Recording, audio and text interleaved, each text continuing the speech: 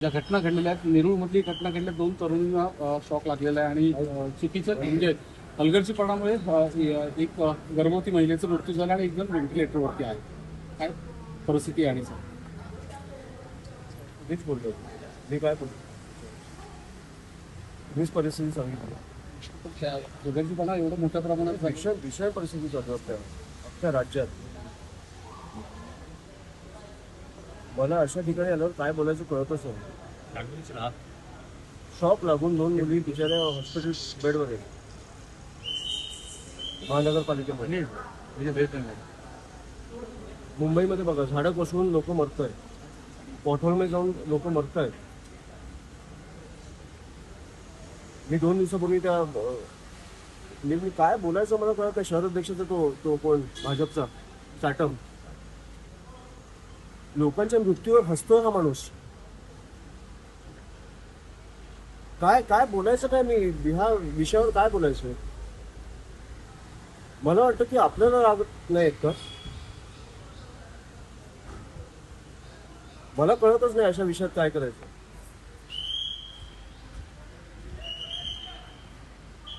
सरकारी फार सिरियस होताना दिसत नाही या सगळ्या गोष्टी.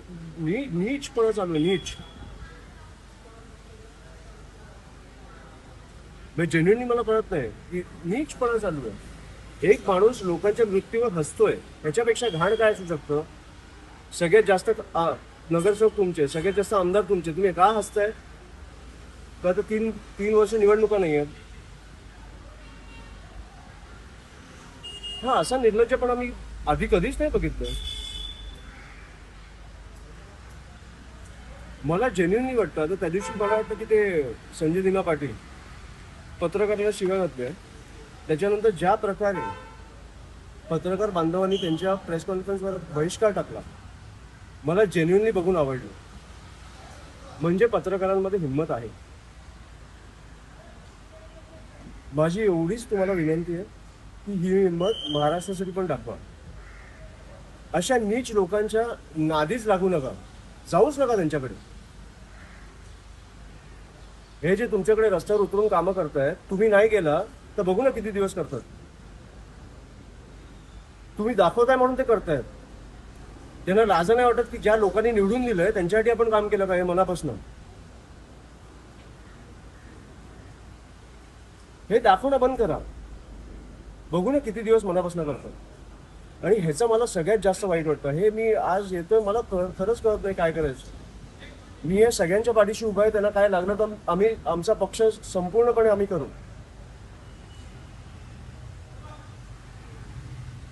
पण नीच प्रकारचं राजकारण चालू आहे.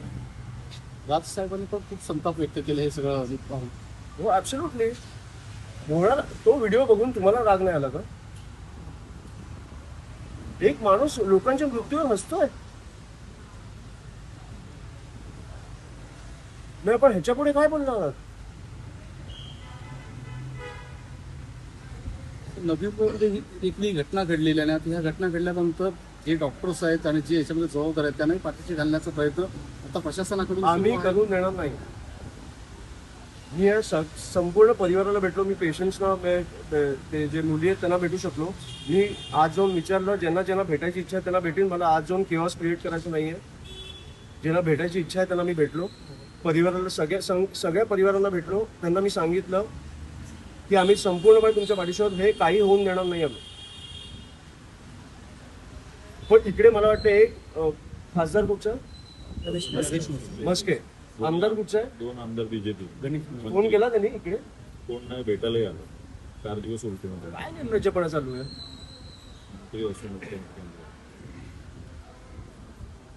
काय ऑपरेशन टायगर लावून ठेवलं तुम्ही.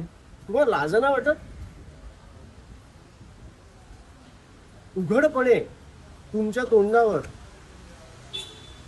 लोक मरतायत आणि आपण पैसे देऊन आमदार, खासदार, नगरसेवक फोडतोय. निर्लज्जपणे सगळं चालू आहे.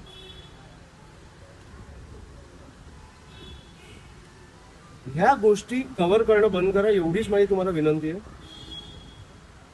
बाकी बघू आपण म्हणून काय करतो ते. त्यांना कळलं पाहिजे की तुमच्यामुळे ते आहेत, त्यांच्यामुळे तुम्ही नाही आहात. तुम्ही कव्हर करता ना, म्हणून ते आहे, म्हणून ते पसरतात महाराष्ट्रभर. त्यांच्यामुळे तुम्ही नाही आहात. तुमची ह्या महाराष्ट्र जनतेची काळजी घेणं हे सगळ्यात आवश्यक आहे आत्ता. नीच प्रकार चालू आहे. आम्ही आमचं काम करतोय, तुम्ही पण तुमचं काम करा, एवढीच माझी विनंती आहे. एवढं मी तुम्हाला सांगायला आलोय, बाकी मी बघतो. मिसिंग लिंक उसळलंय ते मिसिंग लिंक, बंद पडलंय. आणि मुख्यमंत्री साहेब बोलतायत की हे ट्रायल अँड एरर आहे. हे पहिला पावसाचा ट्रायल असतो. एक ब्रिज कोसळला समजा, तर उद्या तुम्ही सांगणार की हे आमचा ट्रायल आहे, आम्ही आता नवीन ब्रिज बांधू, आम्हाला आमच्या चुका कळल्या आता. आणि एक मिनिट, तुम्ही म्हणजे शिवसेनेला तुम्ही बोलता की भाजप सत्तेत होतं, महानगरपालिकेत होतं, आत्ता आमचा महापौर आलाय, वेळ लागणार काम करायला. तुम्ही त्यांच्यावर नव्हता? 25 वर्ष तुम्ही त्यांच्यावर नव्हता का? जिकडे राजसाहेबांना संधी मिळाली नाशिकमध्ये, एकही करप्शनचा आरोप नाही, रस्त्यावरती खड्डे नाही, नाशिक तुंबलं नाही, लोक मेली नाही. आपण ह्या प्रश्नावर कधी बोलणार आहोत की आपण फक्त ऑपरेशन टायगर करत बसणार आहोत? नीच प्रकारचं राजकारण चालू आहे, मी एवढंच सांगतो तुम्हाला. Thank you sir.